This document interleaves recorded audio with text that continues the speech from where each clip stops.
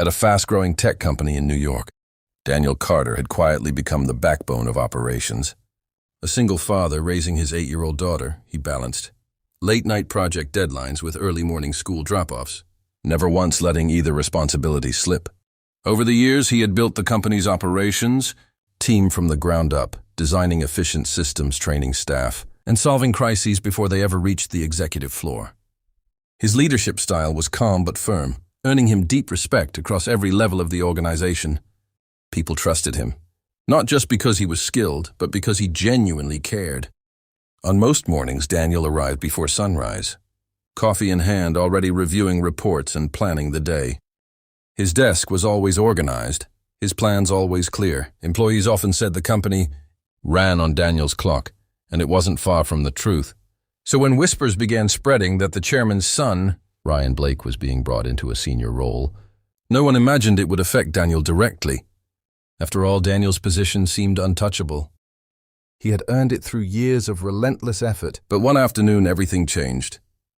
Daniel was called into a brief, unusually cold meeting with upper management.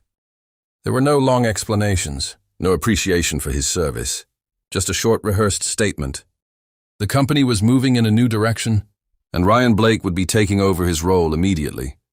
Daniel sat in silence for a moment, absorbing the words. He wasn't angry, at least not outwardly, but there was a quiet disbelief in his eyes. After everything he had done, it ended in less than 5 minutes. Word spread quickly across the office. Employees were stunned, exchanging uneasy glances but saying little. No one dared to question the chairman's decision openly. Daniel packed his things calmly, offering polite goodbyes. Even as people struggled to meet his gaze, some wanted to speak up to protest, but fear held them back. Watching him leave felt wrong, like the company was losing something far more valuable than just an employee. Ryan arrived the very next day, dressed sharply and carrying an air of confidence that didn't quite match his experience. He spoke boldly in meetings, throwing around ideas and making rapid changes, eager to prove himself. At first, a few people tried to support him, hoping things might settle. But it quickly became clear that Ryan didn't understand the systems Daniel had spent years perfecting. He dismissed existing processes as outdated, without fully grasping why they worked. Within days, small issues began surfacing. Miscommunications between teams increased. Deadlines that were once routine started slipping. Employees found themselves confused by shifting instructions and unclear priorities. Ryan, instead of slowing down to learn, pushed harder, making even more changes. The stability Daniel had built so carefully was beginning to unravel, thread by thread, by the end of the first week. The atmosphere in the office had changed completely. What was once a place of quiet efficiency had turned tense and uncertain. People worked longer hours but achieved less mistakes that Daniel would have prevented in minutes now lingered unresolved. And while Ryan maintained his confident front, there was a growing sense among the staff that something fundamental had been lost, and that the consequences were only just beginning. 3 weeks after Daniel's departure, the company no longer felt like the well-oiled machine it once was. The smooth coordination between departments had broken down, completely replaced by confusion, frustration, and constant last-minute firefighting. Tasks that used to take hours were now dragging on for days, and no one seemed fully sure who was responsible for what anymore. Meetings became longer and more chaotic, filled with overlapping opinions but very few clear decisions. The confidence employees once had in their leadership was quietly fading. Clients were the first to notice deadlines were missed. Updates were inconsistent, and small errors began appearing in major deliverables. What had once been a company known for reliability was now struggling to maintain basic standards. One of their biggest clients raised concerns after a critical project was delivered late and incomplete. Instead of calmly addressing the issue, Ryan reacted defensively, shifting blame onto team leads and insisting the problems were due to lack of execution rather than flawed direction. His response only made things worse, creating tension between management and staff.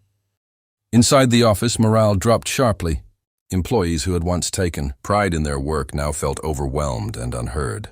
Several experienced team members tried to step in and stabilize operations, but without clear authority, their efforts only led to more confusion. People began second-guessing their decisions, unsure whether Ryan would suddenly change direction again.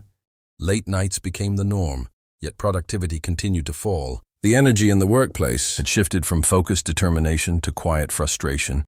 Ryan, feeling the pressure mount, doubled down instead of slowing down.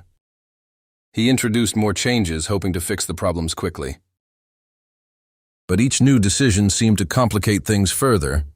Systems that had worked seamlessly under Daniel were altered or removed without proper understanding, creating gaps that no one knew how to fill.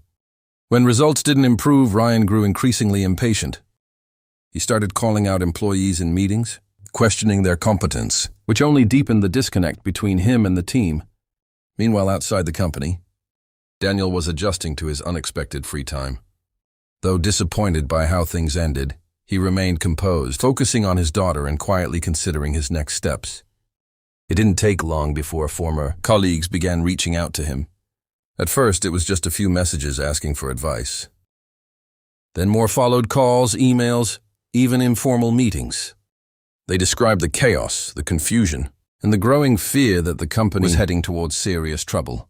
Daniel listened carefully but didn't interfere, knowing it was no longer his place back at the company. The situation reached a breaking point when another major client decided to pull out of a long-term contract. The loss sent shockwaves through the organization. Revenue projections dropped overnight, and the board could no longer ignore the decline. Emergency meetings were called, and for the first time, the chairman began to see the full impact of his decision. Reports highlighted missed targets, declining performance, and rising employee dissatisfaction. Ryan, once so confident, now struggled to maintain control. The pressure was visible in his tense posture and uncertain tone. During meetings, his earlier certainty had been replaced by hesitation, but by then the damage was already done. The company that had once thrived under steady leadership was now unstable, and everyone from junior staff to top executives could feel it. The realization slowly set in that replacing experience with privilege had cost them far more than they had ever anticipated.